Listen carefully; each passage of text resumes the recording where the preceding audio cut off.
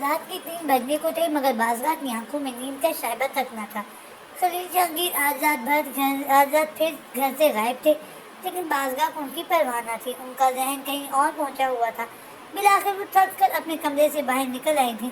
تازہ ہوا میں سانس لینے کا خیال انہیں بالائی منزل سے اتر کے داخلی دروازے کی جانب لے آیا تھا۔ دیکھنے سے پہلے کہ وہ دروازہ کھول کے باہر لان میں نکلی، ان کی نظر تہہ خانے سے آتی روشنی سے ٹکرائی تھی۔ وہ تہہ خانے کی لائٹ بند کرنے کے ارادے سے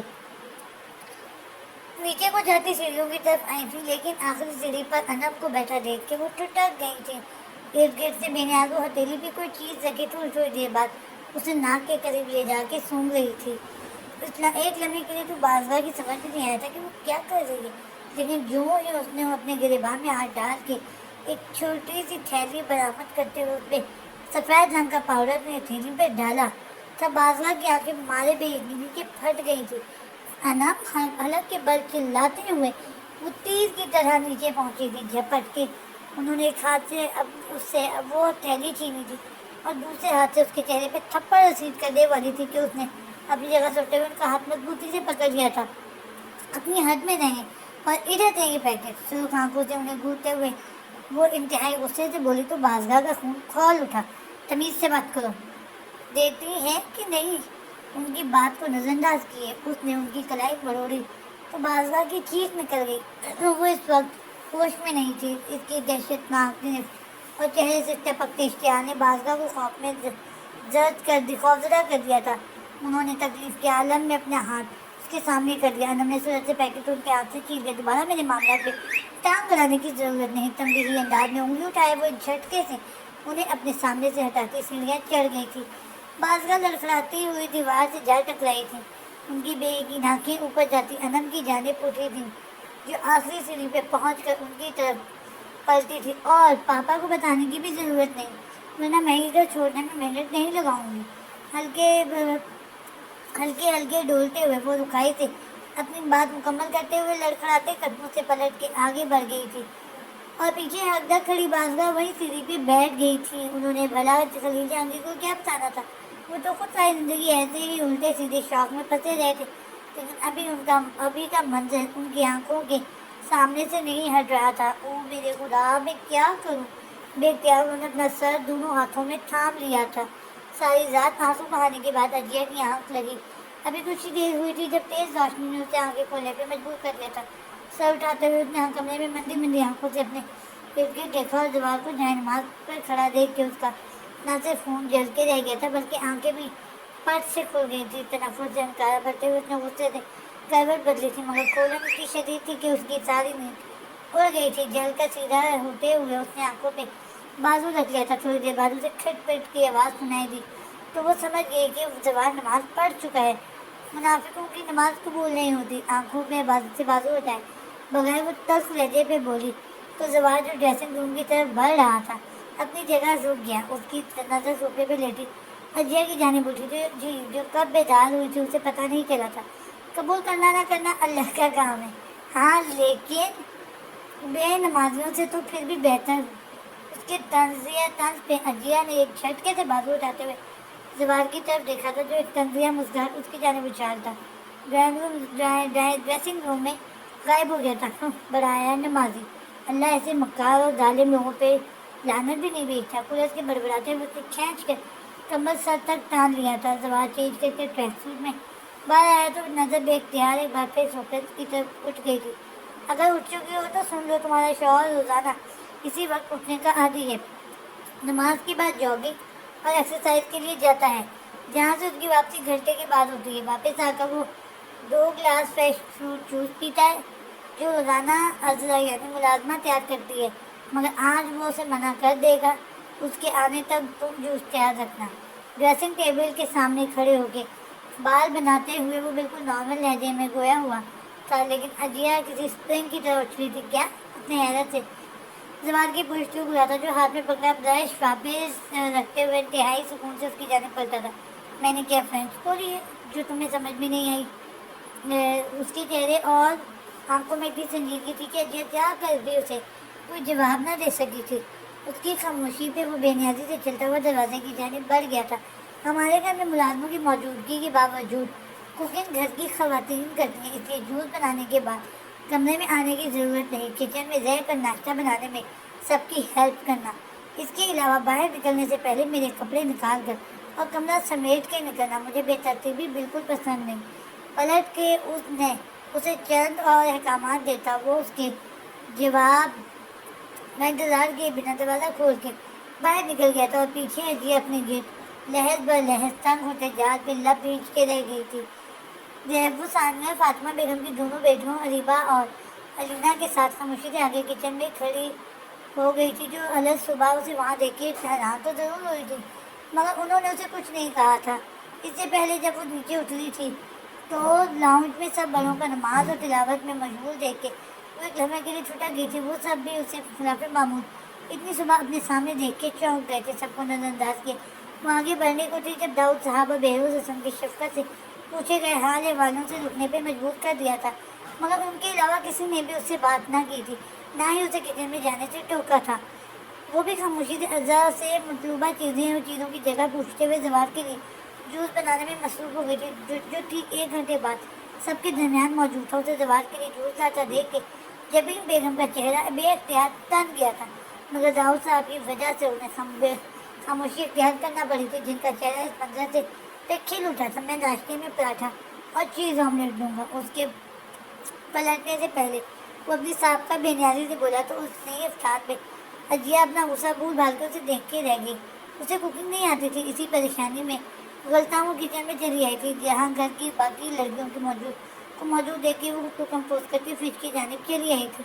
اس کے اندر آتے ہی وہاں عجیب سی خاموشی چھا گئی تھی، جسے بری طرح محسوس کرتے ہوئے اس نے فریج سے انڈے اور چیز نکالا تھا، لیکن اس سے پہلے کہ وہ انہیں لے جا کے سلیب پہ رکھ دی، جب ان تیزی سے اندر داخل ہوئی تو اگلے ہی لمحے انہوں نے آگے بڑھ کے دونوں چیزیں اس کے ہاتھ سے چھین لی تھی۔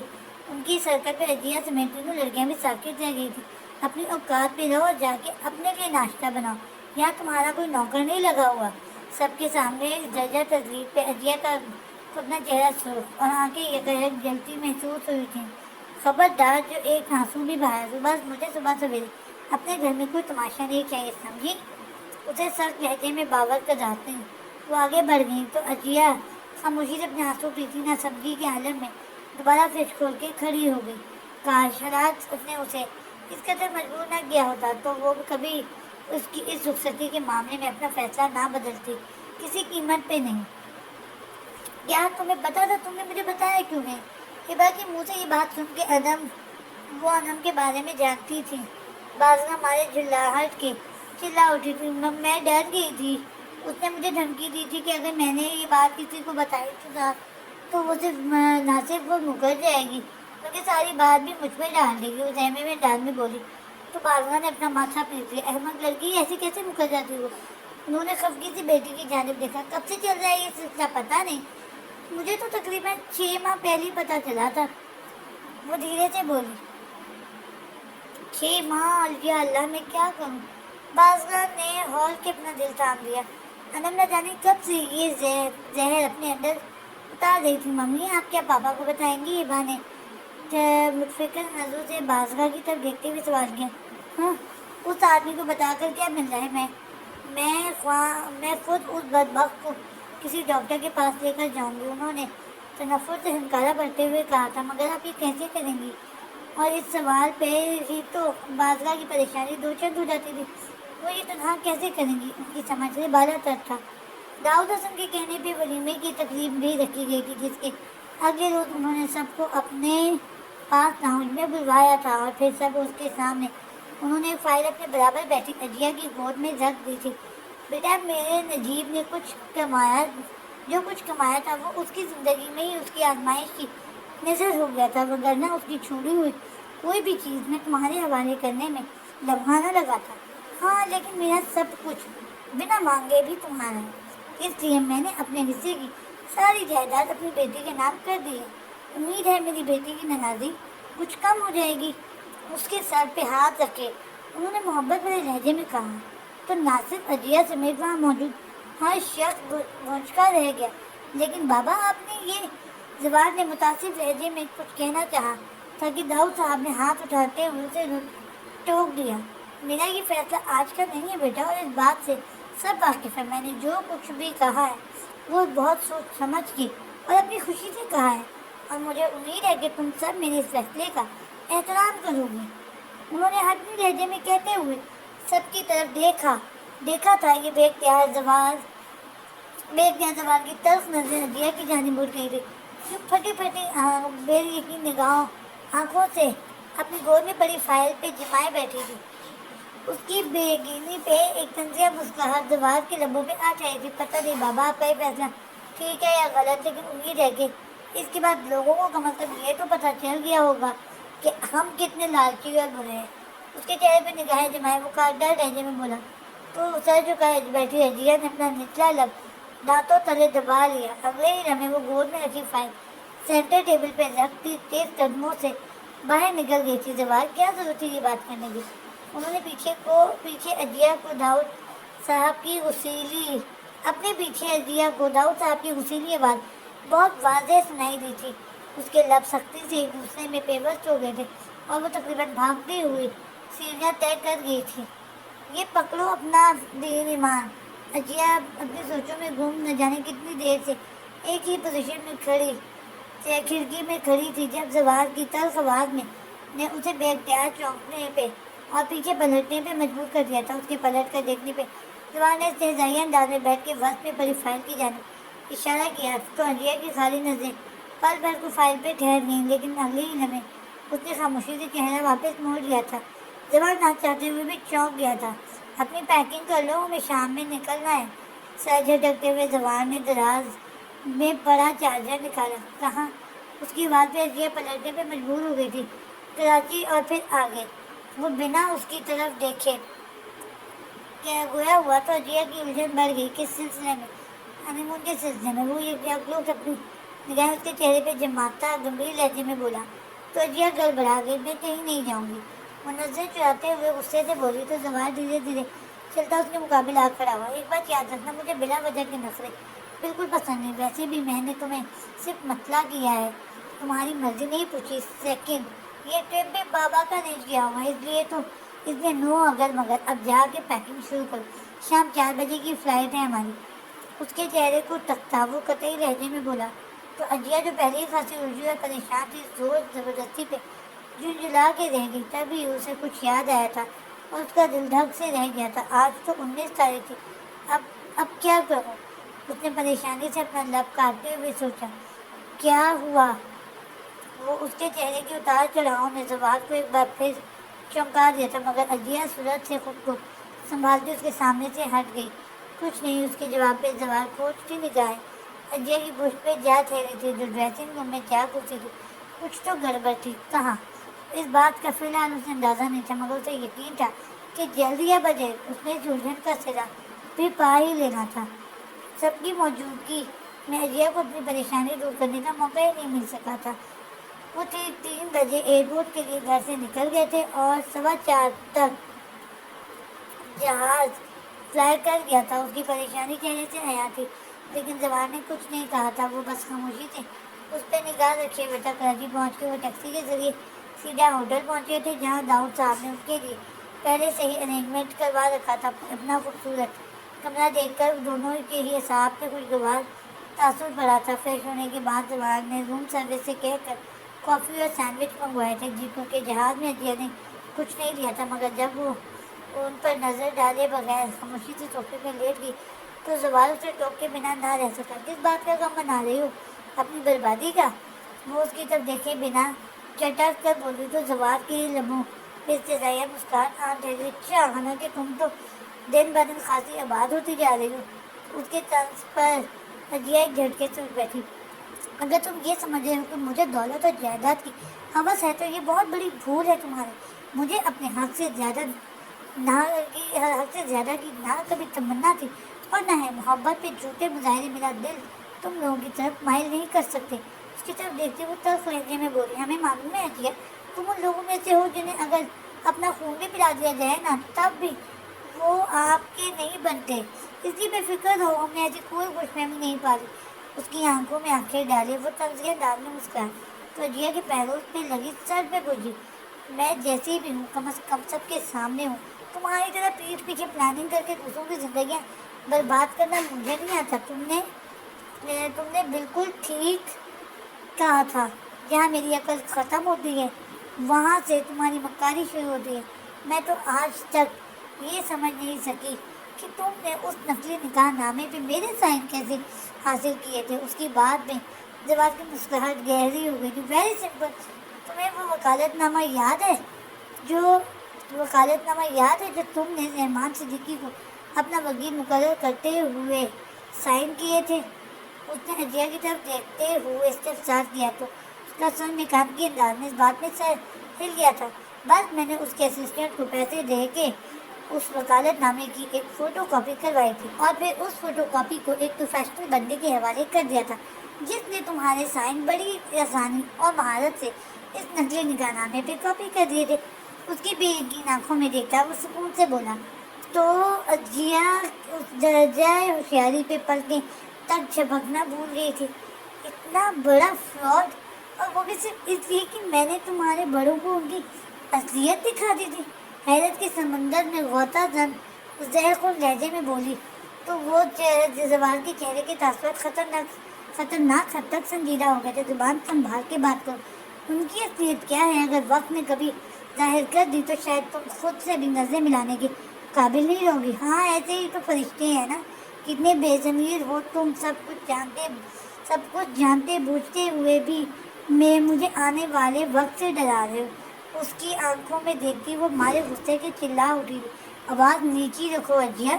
जवान ने धीमे लेकिन सर्द लहजे में उसे वार्न किया था, मगर उस पर तो जैसे जुनून सवार हो गया था। मैं नहीं रखूँगी। क्या कर लोगे? हाँ, वो एक लोग अपनी जगह से उठते हुए उसके मुकाबले आ खड़ी हुई थी। तो उस दर्जा बदतमीजी पे जवाब का जवाब दे गया। बेहतर उसका हाथ उठा था और एक नहीं बल्कि 2 बार अजिया के चेहरे पे पड़ा था। वो किसी बेजान गुड़िया की तरह दूर जा गिरी थी। दोबारा अगर तुमने इस लहजे में मुझसे बात करने की कोशिश की तो याद रखना अजिया नदीम, मुझसे बुरा कोई नहीं होगा। किसी सर के वजूद पे कड़ी नजरें जमाए वो इंतहाई गुस्से के आलम में अपनी बात मुकम्मल करता कमरे से बाहर निकल गया और पीछे अजिया दोनों घुटनों पे पेशानी टिकाए फूट के रोती चली गई थी। देखने बहनों साहब, बाबा के फैसले क्या रंग लाए हैं। आज मेरा बेटा उनकी बदौलत उस कमीनी औरत की बेटी को लिए हनीमून पे गया है। रफ्ता रफ्ता जवाब भी नजीब की तरह उस लड़की के हुस्न का असीर हो जाएगा और बाजला के कदम एक बार फिर इस घर में जम जाएंगे। जबीन गुरफुलसी लहजे में पास बैठी शौहर से मुखातिब हुई थी, जिन्होंने उनकी बात पे हाथ में पकड़ी फाइल नीचे रख दी थी। ऐसा कुछ नहीं होगा, क्योंकि मैं जानता हूँ उनके जवाब नजीब की तरह कमज़ोर नहीं। कमाल है आज आपने कैसे उसकी किसी खूबी का इतराफ़ कर लिया। जब इनके लबों पे तेज़ मुस्कुराहट आन टाइम मैंने उसकी किसी खूबी से कभी इनकार नहीं किया। हाँ, मुझे इस बात का उससे गिला था और हमेशा रहेगा कि उसने इस घर का सबसे बड़ा बेटा होने के बावजूद अपने बिजनेस को नहीं संभाला। उसकी जॉब के अलावा तुम जानती हो कि हम दोनों का कोई इख्तिलाफ नहीं। अजिया वाले मामले में मुझे शुरू में उस पर बहुत गुस्सा था, मगर बाबा की बात मान के जिस तरह उसने अपनी गलती सुधारी है उसके बाद मुझे उससे कोई गिला नहीं रहा। उनकी तरफ देखते हुए जसान से बोले, मगर मुझे है और मैं उसके लिए उसे कभी माफ़ नहीं करूँगी। बेतासुर लहजे में कहती मुझे नमाज उठाकर कमरे से बाहर निकल गई तो बहनों साहब ने एक गहरी सांस खींचते हुए पास सकी फाइल वापस उठा ली।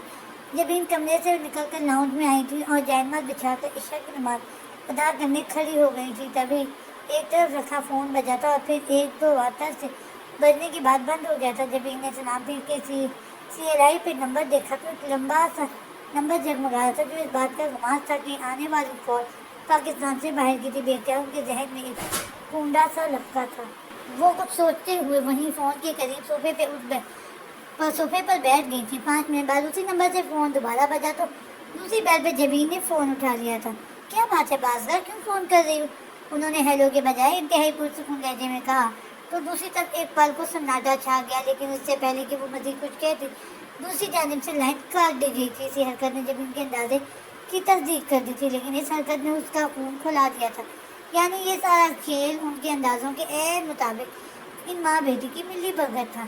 जबकि यहाँ उस लड़की ने ये तासुर दे रखा था कि ज़वाज में निकाह के बाद उसकी माँ और मामू दोनों से छोड़ चुके थे और उसकी वापसी का रास्ता बंद हो चुका था। इन माँ बेटी की मक्कारी पे उनका दिल چاہا تھا کہ جا کر ساری بات داؤد صحابہ وسلم کے گوش گزار کریں اور ان سے پوچھیں کہ اب کس کی زندگی برباد ہوئی ہے، ان کی لاڈلی کی یا پھر جبین کے بیٹے کی؟ مگر وہ جانتی تھی کہ اب اس بحث کا کوئی فائدہ نہیں ہونے والا تھا۔ ہاں لیکن اگر کسی پہ اس بات سے کوئی فرق پڑ سکتا تھا تو وہ زوار تھا، اور یہ سوچ کر انہوں نے اس کا نمبر ملانے میں لمحے کی تاخیر نہیں کی تھی۔ بازگاہ نے فون بند کرتے ہوئے بیٹا اپنے دل پہ ہاتھ رکھا تھا۔ یہ کیا ہو گیا تھا؟ وہ جو کوئی بھی تھی اس نے انہیں کیسے پہچانا تھا؟ بیٹا ان کی نظر گھر کی جانب اٹھی تھی جہاں شام کے 7 بجے تھے، یعنی اس پاکستان میں رات کی 11 بجے کا وقت تھا۔ انہیں اچھی طرح یاد تھا، انہوں نے اس کے ولیمے کے اگلے روز رات 11 بجے فون کرنے کا بتایا تھا، کیونکہ وہ نہیں چاہتی تھی کہ اجیا انہیں کال کرے اور بل میں کسی باہر کی کال کی تفصیل ماں نمبر کے آ جائے۔ انہوں نے اسے سمجھایا تھا کہ وہ 19 تاریخ کو مقررہ وقت پہ کارڈیس میں اپنے پاس رکھے تاکہ جب وہ فون کریں تو کال وہی ریسیو کریں، مگر وہ ایسا کیوں نہ کر سکی تھی؟ اور فون کس نے اٹھا لیا تھا اور نہ صرف اٹھایا تھا بلکہ انہیں پہچان بھی لیا تھا؟ اس سمجھے سے کافی تھی، مگر اس بات نے انہیں خاصا پریشان کر دیا تھا۔ ان کا اتنی مشکلوں سے بننے والا کھیل کہیں بگڑ نہ جائے۔ انہیں شدید ٹینشن میں آگ گرا تھا۔ اس شرش و پنج میں مبتلا وہ مسلسل کمرے میں چکرا رہی تھی۔ جب فون کی اچانک بیل پہ ان کا دل تیزی سے ڈوب کر ابھرا تو وہ فکر سے آگے بڑھی، نچلا لب دانتوں تلے دبائے۔ انہوں نے ڈرتے ڈرتے فون کو اٹھا کر کان سے لگایا تھا، لیکن دوسری جانب جب جرمن زبان میں ان کا پتہ دہرایا گیا تھا تب انہوں نے سکون کا سانس لیتے ہوئے کال کرنے والے کو جذبات میں جواب دیا تھا۔ لیکن اس کے بعد انہیں جو کچھ بتایا گیا تھا اس نے بازوہ کے پیروں تلے سے زمین نکال دی تھی۔ وہ بے اختیار اپنے ہونٹوں پہ ہاتھ رکھے قریب پڑے کاؤچ پہ گر گئیں۔ اجیا نہ جانے کتنی دیر تک اور کس بات پہ روئی تھی، اور جب دل کا بوجھ بہت سا ہلکا ہو گیا تو آنکھوں کے راستے بہہ گیا تو وہ نڈھال سی دیوار کے ساتھ ٹیپ لگا کے بیٹھ گئی۔ بہت دیر بعد اس کی خالی آنکھ نگاہیں یوں ہی بھٹکتی ہوئی دیوار پہ لگی گھڑی پہ جا ٹھہری۔ اچانک اسے کچھ یاد آیا۔ اس نے مارے جھلاہٹ کے اپنی آنکھیں میچ لیں۔ اور میرے خدا میں کیا کروں؟ ایک جھٹکے سے آنکھیں کھولتے ہوئے اس نے ایک بار پھر گھڑی کی جانب دیکھا جہاں رات کے 9:30 بج رہے تھے، یعنی اگر وہ ابھی بھی کسی طرح بازگاہ کو فون کر دیتی تو کسی نئی مشکل سے بچ سکتی تھی، لیکن یہی تو مسئلہ تھا کہ وہ فون کہاں سے کرتی۔ تبھی اسے ریسیپشن کا خیال آیا تھا اور اس کا دل دھڑک اٹھا تھا۔ تیزی سے اپنی جگہ سے اٹھتے ہوئے اس نے روم میں جا کے اپنے چہرے پہ چھپاگے مارے تھے اور پھر دھولیت اس کے پرس اٹھا کر کمرے سے باہر نکل آئی۔ زبان کے ٹکرا جانے کی خوف حواس پہ سوار کی وہ تیز قدموں سے آگے بڑھے گی۔ جب لابی کا موڑ مڑتے ہوئے وہ اچانک کسی سے جا ٹکرائی تھی، مگر ٹکر اتنی شدید تھی کہ اس کے ہاتھ سے پرس بھی زمین پہ گر کے کھل گیا تھا۔ اس میں رکھی چیزیں ارد گرد بکھر گئی تھی۔ سوری، ریئلی سوری بیٹا۔ حالانکہ غلطی سراسر اس کی تھی، پھر بھی وہ انکل معذرت کرتے ہوئے نیچے جھک کر اس کی چیزیں اٹھانے لگے۔ اٹس اوکے، میں اٹھا لوں گی۔ وہ شرمندہ سی پنجوں کے بل بیٹھ گئی تھی۔ وہ اپنا پرس اٹھا کر وہ تیزی سے چیزیں اس میں رکھنے لگی تھی۔ تبھی ان صاحب نے اس کے ٹکٹ اور بورڈنگ پاس اٹھائے تھے اور پھر جیسے لہر بھر کو ٹھٹک گئے تھے۔ اجیا نجی؟ زبان نے چونکہ کہیں بھی اس کے نام کے ساتھ اپنا نام نہیں لگایا تھا، اسی لیے اس کے ٹکٹ اور بورڈنگ پاس پہ اجیا نجیب لکھا دیکھ کے ٹھٹک گئے تھے۔ بیٹا نجیب حسن کی بیٹی ہو؟ اس کے چہرے پہ نگاہیں جمائے انہوں نے نرمی سے پوچھا تو اجیا چونک گئی جی ان کی طرف دیکھتی ہوئے آہستگی سے اٹھ کھڑی ہوئی۔ وہ مقابل کا چہرہ کھل اٹھا۔ ماشاء اللہ، کتنی بڑی ہو گئی ہو۔ انہوں نے آگے بڑھ کے اس کے سر پہ ہاتھ رکھا تو اجیا سٹپٹا گئی۔ تمہارے پاپا اور میں بہت گہرے دوست تھے، بلکہ دوست کیا، ہم تو بھائیوں سے بھی بڑھ کے تھے۔ خدا اسے غری کی رحمت کرے۔ ان کی آنکھیں یکایک جھلملا اٹھی تو اجیا کو احساس ہوا کہ واقعی نجیب حسن کے خاصے گہرے دوست تھے۔ اور تم سناؤ، یہاں پاکستان میں کیا کر رہی ہو؟ وہ خود پہ قابو پاتے ہوئے بولے تو اجیا جس کے ذہن پہ فون سوار تھا بات کو سمیٹنے کے لیے مختصر بولی، جی میری شادی ہو گئی ہے یہاں۔ اپنی جھونک میں وہ یہ جملہ تو بول دیا تھا، لیکن اس سچائی کو پہلی بار لفظوں میں ڈھال کر اسے بڑا عجیب سے احساس ہوا تھا۔ ماشاء اللہ، یہاں کراچی میں ہوتی ہو بیٹا؟ ان کے اگلے سوال پہ اجیا اندر ہی اندر چلا اٹھی تھی، مگر بظاہر وہ شائستگی سے بولی تھی، نہیں، اسلام آباد میں ہوتی ہوں۔ میرے تحائزات سے اس کے جملہ مکمل کرنا ممکن نہ ہو سکا تھا، لیکن مقابل پہ حیرت کا اتنا شدید غلبہ ہوا تھا کہ وہ اجیا کو اس بات کو دورہ چھوڑنا محسوس ہی نہ کر سکے تھے۔ تمہاری شادی زواج سے ہوئی ہے، لیکن کیسے؟ میرا مطلب ہے تم اپنی ماں کو چھوڑ کے حسن ولا کیسے آ گئی؟ تم نے یہ فیصلہ کیسے کر لیا بیٹا؟ وہ بے یقین نظروں سے اس کا چہرہ تکتے ہوئے بے ضبط سے بولے تو اس عرصے میں پہلی بار اجیا چھٹک کر ان کی طرف دیکھنے لگی۔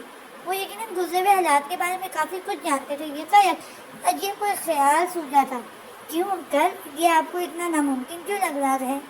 ان کی جانب گہری نظروں سے دیکھتی ہوئے قصداً دھیرے سے مسکرائی تو ان کے چہرے پہ موجود حیرت دو چند ہو گئی۔ ناممکن؟ یہ تو بہت بڑا معجزہ ہے بیٹا، ورنہ جو کچھ ہوا تھا اور جس دھوکہ دہی سے بازگا تمہیں نجیب سے چھین کے لے گئی تھی اور پھر ہمیشہ سب سے دور رکھا تھا، اس کے باوجود اگر تم نے سچ کو پا لیا اور اپنوں میں لوٹ آئی ہو بیٹا، یہ کسی انہونی سے کم تو نہیں؟ اس کی جانب دیکھتے وہ بے یقین سی مسکرائے تھے۔ میں تو اس کے انصاف کا قائل ہو گیا ہوں، اس نے دیر سے ہی صحیح لیکن میرے دوست کے حق میں فیصلہ کر کے چچا جان کی اتنے سالوں کی طرف کا ازالہ کر دیا۔ خدا تمہیں اپنے گھر میں ہمیشہ خوش اور آباد رکھے۔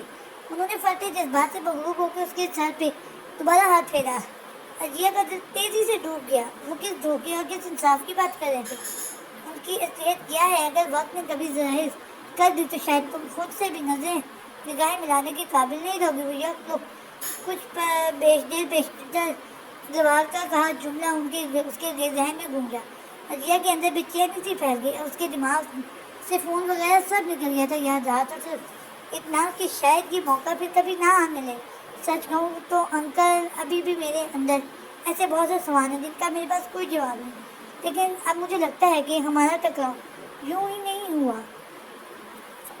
ہوا تھا۔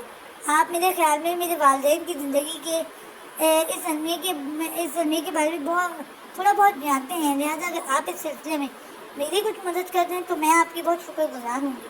ان کی طرف دیکھتی وہ اٹکتے ہوئے بولی تو ان کے چہرے پہ پھیکی سی مسکراہٹ آن گئی۔ تھوڑا بہت نہیں بیٹا، نجیب کے بعد ایک میں ہی تو تھا جو اس المیے کے ایک ایک پل کا چشمدید گواہ تھا۔ ان کے انکشاف پہ اجیا کے دل کی دھڑکن تیز ہو گئی تھی اور ہتھیلیاں پسینے سے بھیگ گئی تھیں۔ میں آپ کا نام پوچھ سکتی ہوں؟ دھڑکتے دل کے ساتھ اس نے ان کی طرف دیکھا۔ غفار ملک، آؤ ہم کہیں بیٹھ کے بات کرتے ہیں۔ اور اجیا ہر بات بلائے کسی معمول کی طرح ہی ان کے پیچھے چل پڑی۔ بازوا دیوانہ وار گاڑی دوڑاتے ہاسپٹل پہنچی تھی، لیکن آگے سب کچھ ختم ہو گیا تھا۔ ان کی بیٹی نشے کی حالت میں اپنے بوائے فرینڈ کے ہمراہ ریش ڈرائیونگ کرتے ہوئے اپنی جان گنوا بیٹھی تھی۔ اس دردناک اطلاع نے ان کا دماغ معاف کر دیا تھا۔ وہ ہبا کو خود سے لگایا پھوٹ پھوٹ کے روتی چلی گئی تھی۔ سچائی تھی یا کوئی قیامت جس نے اجیا کے وجود سے اس کی روح کو ہی چھین لیا تھا؟ کوئی عورت ہر روپ میں سراپا فریب کیسے ہو سکتی ہے؟ اسے یقین نہیں آ رہا تھا کون تھا وہ آدمی؟ اس نے سسراتے لہجے میں سوال کیا تو غفار صاحب کی غمزدہ چہرے پہ نفرت سی پھیل گئی۔ خلیل جہانگیر۔ اور اجیا نے مارے اذیت کی سختی سے آنکھیں بند کر لی تھی۔ ہاں، خلیل جہانگیر ہی وہ شخص تھا جو اس کی پھوپھی کا سابقہ منگیتر اور اس کے باپ کا مجرم تھا۔ یہ احساس کہ وہ اپنے باپ کے گنہگار کو پاپا کہہ کے پکارتی رہی تھی، اس کا دیا کھاتی اور پہنتی رہی تھی، اسے اپنے مرحوم باپ پہ ترجیح دیتی رہی تھی، اجیا کو خود سے گھن کھانے پہ مجبور کر گیا تھا۔ لیکن اپنی ماں کو اپنے محور اور مرکز کے لیے تو اس کے اندر کوئی احساس بھی نہیں بچا تھا۔ اسے اس کی کل کائنات نے دھوکہ دیا تھا۔ اس بھیانک انکشاف نے حقیقتاً اس کے وجود کو ختم کر ڈالا تھا۔ اسے اب سمجھ میں آیا تھا کہ کیسے اس کی ماں نے اس کی عزت کی پرواہ کیے بنا اسے چند دن بیشتر رخصتی کا مشورہ دے دیا تھا، اور وہ ان کی بات سن کے ہکا بکا رہ گئی تھی۔ لیکن چونکہ انہوں نے صاف کہہ دیا تھا کہ اگر وہ اپنی سچائی ان پہ ثابت کرنا چاہتی ہے اور اسے ان کی معافی کے ساتھ مدد بھی درکار ہے تو وہ حسن ولا کے مکینوں سے اپنی بے عزتی کا بدلہ لے گی اور ان کے درمیان رہ کے بازگاہ کے کہے پہ چل کے انہیں ان کی ہر چیز سے محروم کر دے گی۔ ان کے اس مطالبے نے اسے ساکت کر دیا تھا۔ کسی کو دھوکہ دینا اس کی سرشت میں شامل نہیں تھا، مگر انہوں نے اس کی ایک نہیں سنی تھی اور نہ ہی اس بات کو اہمیت دی تھی کہ رخصتی کے بعد زوال پر ہر طرح کا حق جتا سکتا تھا۔ ان کا کہنا تھا کہ دنیا کی نظر میں وہ ایک شادی شدہ لڑکی کی حیثیت اختیار کر چکی ہے، اس لیے اگر رخصتی کے بعد وہ یہ بحیثیت شوہر اس پہ کوئی حق جتاتا بھی ہے تو یہ کوئی اتنی بڑی بات نہ ہوگی۔ ان کی بات پہ وہ تڑپ اٹھی تھی، مگر انہوں نے اسے ولیمہ کے اگلے روز فون کرنے کے کا کیا ہے کہ رابطہ منقطع کر دیا تھا، اور رضیہ جو ماں سے مدد کی امید لگائے بیٹھی تھی، اس کے پاس سوائے رخصتی کے فیصلے پہ سر جھکانے کے دوسرا کوئی راستہ نہ بچا تھا، مگر اپنی ماں کے اس رویے کی باتوں سے چپ سی لگ گئی تھی۔ رہی سے ایک فنسر داؤد صاحب نے اپنے حصے کی جائیداد اس کے نام کر کے پوری کر دی تھی، وہ حقیقت الجھ گئی تھی، لیکن جو کچھ اب اس کے علم میں آیا تھا اس نے تو اس کی پوری ہستی کو ہلا کے رکھ دیا تھا۔ غفار صاحب کے سامنے اس نے کیسے خود کو بکھرنے سے بچایا تھا، یہ وہ جانتی تھی یا اس کا خدا، مگر وہ ان سے ایک آخری احسان لے کے اپنے کمرے میں چلی آئی تھی، جس کی دہلیز پار کرتے اس کا ضبط جواب دے گیا تھا۔ وہ خود کو ملنے والے ہر دھوبے اور چھن جانے والے ہر رشتے پہ ٹوٹ کر روئی تھی۔ زبان میں ایک تنے چہرے اور بچھے ہوئے لبوں کے ساتھ موبائل بند کرتے ہوئے جیب میں ڈالا تھا۔ رضیہ سے بحث کے بعد وہ کمرے سے نکل کر بے مقصد سارے شہر کی سڑکیں ناپتا پھر رہا تھا، اور نہ جانے کتنی دیر تک اس سے اسی مشغل میں مصروف رہتا اگر جبین بیگم کی کال اس کی مصروفیت میں خلل نہ ڈالتی۔ ماں کی بات سن کے وہ ایک لمحے کے لیے ساکت رہ گیا تھا۔ اس کے اندر غصے کی شدید لہر کے ساتھ نہ جانے کیوں دکھ کی کیفیت بھی بڑی شدت سے جاگی تھی۔ اس کا خون مارے غصے کے کھول اٹھا تھا۔ آج رضیہ نجیب کو اس کے قہر سے کوئی نہیں بچا سکتا تھا۔ آنسو بہاتی رضیہ نے سختی سے اپنی آنکھیں صاف کی اور پرس میں رکھا غفار صاحب کا موبائل نکالا تھا، جو اس نے آخری احسان کے طور پہ ایک کال کے لیے ان سے مانگا تھا۔ بازوہ کا پرسنل نمبر ملاتے ہوئے اس نے فون کان سے لگایا تھا۔ چند سیکنڈ کے انتظار کے بعد دوسری طرف سے اسے بازوہ کی بھاری اور بوجھل آواز سنائی دی تو رضیہ کا چہرہ جذبات کی شدت کے باعث سرخ و تنفس تیز ہو گیا۔ ہیلو، ان کے بولنے کی دیر کی دوسری طرف بازوہ نے ان کی آواز پہچان لی تھی۔ ہیلو ہیلو، رضیہ بے قراری سے اسے پکارتی وہ اور زور سے رونے لگی تھی۔ رضیہ، انم ہمیں چھوڑ کے چلی گئی، اس کا ایکسیڈنٹ ہو گیا۔ رضیہ اس اطلاع پہ رضیہ کا دل دھک سے رہ گیا تھا۔ اگلے ہی لمحے اس کی آنکھوں سے خاموش آنسو گرنے لگے تھے۔ آج شاید واقعی انصاف کی رات تھی۔ آپ کو پتہ ہے مسز خلیل، آج میں بھی آپ کو چھوڑ کے چلی گئی ہوں۔ وہ آنسوؤں کے درمیان بمشکل تمام بولی تھی۔ اسی وقت دروازہ کھول کے اندر داخل ہوا تھا۔ رضیہ کی چونکہ اس کی طرف پشت تھی اسے زوال اس کے آنسو نہیں دیکھ سکا تھا، لیکن اس کے ہاتھ میں موبائل دیکھ کے زوال کا دماغ گھوم گیا تھا۔ یہ موبائل اس کے پاس کہاں سے آیا تھا؟ وہ اور کس سے بات کر رہی تھی؟ وہ قصداً دروازے کی اوٹ میں ہو گیا۔ فرق صرف اتنا ہے کہ وہ زمین کے اندر چلی گئی اور میں اپنی محبت، اپنے مان اور اپنے واحد رشتے کی لاش لیے زمین کے اوپر کھڑی ہوں۔ بات کرتے کرتے وہ اچانک رو پڑی تو زوال چونک گیا، چونکہ بازوہ کے آنسو ایک پل کو تھم گئے۔ یہ کیسی باتیں کر رہی ہو رضیہ؟ ان کے استفسار پر وہ تڑپ اٹھی تھی۔ شکر کریں کہ میں بولنے کے قابل ہوں، ورنہ جب اس غیر آدمی نے مجھے میری ماں کی بدکرداری اور مکاری کی داستان سنائی تھی نا، تب مجھے لگا تھا کہ اب میں کبھی ایک لفظ نہیں بول پاؤں گی۔ کس کی بات کر رہی ہو تم؟ بازوہ کی آنکھیں مارے خوف کے پھیل گئی تھی۔ غفار ملک کی بات کر رہی ہوں، یاد ہے آپ کو؟ یا اس واحد گواہ کو بھی بھول گئی آپ؟ وہ تلخ لہجے میں گویا ہوئی تھی اور زوال کو حیرت کا شدید جھٹکا لگا تھا۔ یہ زوال انکل رضیہ کو کہاں تک لا گئے تھے اور انہوں نے اسے کیسے پہچانا تھا؟ کیسے؟ جبکہ دوسری طرف بازوہ کا دل تیزی سے ڈوبا تھا۔ انہیں بے اختیار پاس تک کے بینچ کا سہارا لینا پڑا تھا۔ بکواس بند کر، میں کسی غفار ملک کو نہیں جانتی۔ یہ آدمی، یہ کہانی سب ایک مکار لوگوں کی سازش ہے۔ انہوں نے جان بوجھ کر اسے گھر بلایا ہے تاکہ تمہیں ایک عجیب بات بتاؤں مسز خلیل، میں اس وقت اس گھر میں تو کیا میں اس شہر میں بھی نہیں ہوں۔ میں ایک اجنبی شہر کے ایک اجنبی ہوٹل میں ہوں۔ وہاں اس انجان آدمی سے میری ملاقات بالکل اچانک ہوئی ہے۔ پہچان کا مرحلہ بھی بڑے عجیب طریقے سے طے ہوا اور گفتگو بھی بڑے حیران کن طریقے سے آگے بڑھی تھی۔ اس سب کے پیچھے پتہ ہے کس کا ہاتھ ہے؟ ان کی بات کاٹتے ہوئے وہ یکلک عجیب سے انداز میں گویا ہوئی تو دوسری طرف بازوہ کو سانپ سونپ گیا۔ اس کے پیچھے اس کا ہاتھ ہے جس کا خوف آپ کو اپنے شوہر کی عزت داؤ پہ لگاتے ہوئے بھی نہیں آیا، جس کا ڈر آپ کو تب بھی محسوس نہ ہوا جب آپ نے خود کو بچانے کے لیے بے رازوی کا الزام اپنے شوہر پہ لگا دیا تھا، جس کی موجودگی کا احساس آپ کو تب بھی نہ ہوا تھا جب آپ نے مجھے میرے باپ سے چھین کر انہیں موت کی کھاٹ اتار دیا تھا۔ میرے سامنے میرے باپ کی کردار کشی کرتے ہوئے بھی وہ آپ کو یاد نہ آیا تھا۔ میں نے آپ کے سامنے ساری زندگی باپ کی محبت کو ترستے ہوئے گزاری، آپ کو تب بھی اس کی موجودگی کا احساس نہ ہو، مگر وہ آپ کو ہر لمحہ یاد رکھے ہوئے تھا مسز خلیل۔ اور آج اس کی جانب سے آپ کو ملنے والی مہلت کی حد ہونا تھی، تبھی یہ انہونی وقوع پذیر ہوئی ہے۔ اس نے آپ سے ایک نہیں بیک وقت 2 اولادیں چھین لیں، ایک نیک اور چاہنے والے شوہر کو چھین کر ایک بد کردار اور بدکماش آدمی ساری زندگی کے لیے آپ کے سر پہ مسلط کر دیا ہے۔ یہ سزا نہیں تو اور کیا ہے؟ شدت جذبات سے اس نے یک لوگ بلند آواز میں رفتار کیا تو جہاں بازوہ کی سسکی نکل گئی، وہیں زوال اپنے رب کی حکمت اور دنائی کا قائل ہو گیا۔ بے شک وہ سب سے بڑا منصف ہے۔ اس نے جس طرح ایک باپ کی سچائی ایک بیٹی پہ عیاں کی تھی، اس کے بارے میں تو زوال نے کبھی گمان بھی نہ کیا تھا۔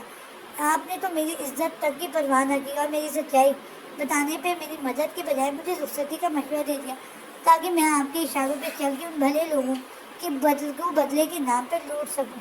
تب میرا دل پہلی بار آپ کی طرف سے خراب ہوا تھا۔ کوئی ماں اتنی بے عزتی کا مظاہرہ کیسے کر سکتی تھی؟ میں نے رخصتی آپ کے کہنے پہ نہیں بلکہ آپ کی طرف سے دل برداشتہ ہو کے کروائی تھی کہ آپ کے اس کے علاوہ میرے پاس حقیقتاً کوئی راستہ نہیں بچا تھا۔ مگر دیکھ لیں، اس عزتوں کے رکھوالے نے نہ صرف میری عزت کی حفاظت کی بلکہ ان سب کی اور اس شخص کی سچائی بھی مجھ پہ واضح کر دی۔ میں واقعی ان سب کی گنہگار ہوں۔ میں نے ان کا دل بہت دکھایا ہے اور یہ سب آپ کی وجہ سے ہوا۔ آج کے بعد میرا آپ سے کوئی رشتہ نہیں۔ لوگوں کی مائیں ان کا غرور ہوتی ہیں، مگر آپ کا حوالہ زندگی کے ہر مقام پہ میرے لیے سوائے ذلت اور تکلیف کے اور کچھ بھی نہیں ہے۔ سنا آپ نے مسز خلیل؟ کچھ بھی نہیں۔ معاشروں کے درمیان ایک ایک لفظ پہ زور ڈرتے ہوئے بولی تو بازوہ کے رونے میں شدت آ گئی۔ میں آپ کو اپنے باپ اور اپنی ماں دونوں کے قتل کے لیے کبھی معاف نہیں کروں گی، مرتے دم تک نہیں۔ اپنی بات مکمل کرتے ہوئے اس نے کال کاٹ دی تھی اور دونوں ہاتھوں میں چہرہ چھپائے دو دانوں زمین پہ گر گئی تھی۔ اسے یوں بلک بلک کے روتا دیکھ کے زوال کے دل کو کچھ ہوا تھا۔ وہ تیزی سے دروازہ دھکیل کے اس کی جانب بڑھا تھا، اس کے قریب پہنچ کے اس کے مقابل بیٹھ گیا تھا۔ اجیا اسے پکارتے ہوئے اس نے نرمی سے اس کے شانے پہ ہاتھ رکھا تو اپنے دھیان میں آنسو بہاتی اجیا نے چونک کے چہرے سے ہاتھ ہٹائے اور اپنے سامنے زوال کو بیٹھا دیکھ کے وہ بری طرح گھبرا گئی تھی۔ میں نے سب سن لیا ہے۔ اس کے شانے کو دھیرے سے دباتے ہوئے اس نے نرم لہجے میں کہا تو اس کی نظریں زوال کے چہرے پہ آ ٹھہریں اور اگلے ہی لمحے وہ پھر بلک کے رو پڑی تو زوال نے آہستگی سے اسے خود سے لگا لیا۔ مجھے معاف کر دو زوال، میں نے واقعی بابا اور سب بڑوں کے ساتھ بہت زیادتی کی ہے۔ میں تم سب کی آنسوؤں کی ینوار نے اسے اپنی بات مکمل نہیں کرنے دی تھی اور اس کے سینے سے لگی گزاروں قطار روتی چلی گئی تھی۔ زوال نے بھی اسے کھل کے رونے دیا تھا، یہاں تک کہ اسے خود ہی اپنی عجیب سی پوزیشن کا احساس ہوا تھا۔ آہستگی سے آنسو صاف کرتی ہوئی شرمندہ سے اسے ہلا کے اٹھی سیدھی ہوئے بیٹھی تھی۔ اس کے روئے ہوئے چہرے پہ خفت کے رنگوں کے نے ایک انوکھی کشش پیدا کر دی تھی جس کے زیر اثر زوال کو اپنے دل میں وہی پہلی سی میٹھی میٹھی سی کیفیت کروٹیں لیتی محسوس ہوئی تھی۔ میں جانتی ہوں تم مجھ سے نفرت کرتے ہو، یہ رشتہ حالات کی وجہ سے قائم ہوا اور بابا کی وجہ سے آگے بڑھا، مگر اب میں مزید خود کو تم پہ مسلط نہیں کرنا چاہتی اور نہ ہی سب کے درمیان جا کے رہنے کا حوصلہ رکھتی ہوں، اس لیے پلیز مجھے آزاد کر دو۔ میں یہاں سے بہت دور چلی جانا چاہتی ہوں۔ اس نظریں جھکا وہ بھرائے لہجے میں بولی تو زوال کے لبوں پہ پھیکی سی مسکراہٹ آن ٹھہری۔ یہی تو افسوس ہے کہ تم پہلے بھی کچھ نہیں جانتی تھی اور اب بھی کچھ نہیں جانتی ہو۔ پہلے بھی تمہارے ہر درد کا ڈرما تمہاری دسترس میں تھا، مگر تم نے بنا پرکھے صرف ایک طرف کی بات پہ آنکھیں بند کر کے یقین کیا، اور اب بھی تمہاری ہر تکلیف کا ازالہ تمہارے سامنے ہے مگر تم اس سے منہ موڑ کے جانا چاہتی ہو۔ کیا مطلب؟ اس نے الٹ کے زوال کی طرف دیکھا۔ مطلب یہ کہ گھر چلتے ہیں جہاں سب میرے تمہارے لوٹ آنے کے منتظر ہیں۔ اس نے دھیرے سے کہتے ہوئے اس کا ہاتھ تھام لیے تھے تو اجیا کے چہرے پہ اضطراب ڈر آیا۔ مگر میں پلیز اجیا بہت نہیں، میں تم سے محبت کا دعوے دار تو نہیں مگر بچپن سے تو تم سے مانوس ضرور ہوں۔ آنے والے وقت میں نہ صرف تم سے محبت کا وعدہ کرتا ہوں بلکہ اپنی عزت اور وفا کا بھی تمہیں یقین دلاتا ہوں۔ اب کہو تمہیں یہ رشتہ منظور ہے کہ نہیں؟ اور اجیا کی آنکھوں سے آنسو موتیوں کی صورت گرنے لگے۔ ہے، دل و جان سے منظور ہے۔ وہ اس کی طرف دیکھتی بمشکل تمام مسکرائی اور زوال نے بھرپور مسکراہٹ کے ساتھ نرمی سے اسے خود میں سمیٹ لیا۔ ختم شد۔